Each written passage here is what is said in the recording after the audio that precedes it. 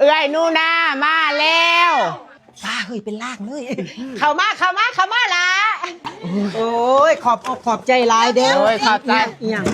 เดี๋ยวเผาก่อน ยัง ใช้จอกดิ จอกยังอ่ะ จอกยินในอย่างนี้นะ โอ้ยกระจักหน่อยตีอันนี้เอามาให้กูแบบนี้ นางคันนี้เลยเนาะ เออ สงสัยสิเต็มแล้ว มอบถือว่ามอบเรียบร้อยแล้วเด้อ ฮะ อันนี้คนน่ะฝากมาให้ถือว่ามอบเรียบร้อยแล้ว เออ แขกกินได้แต่ว่าผู้คอยเป็นแขก เออ อ่ะ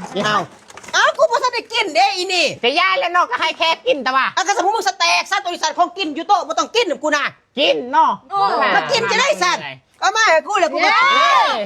ค่อยมอบแล้วก็ให้แค่กินกัน มอบแล้วถ่ายรูปแล้วเรียบร้อยแล้วก็ให้แขกแต่ว่า เออ สักกระดาษกินอยู่นี่ฉัน นั่งกินนี่แหละสัตว์นั่งกินนั่ง จะ กิ น้อย น จะไปกินข้าวเอาจอกมาหน่อยเด้อบ่ นั่งกินกิน เจ้าบ่ต้องกินเด้อมันสิมืด ไปเฮากินแต่ห้องสามคน ต่างวงอยู่นี่จะน้อยเปิดตู้ให้แน่เด้อ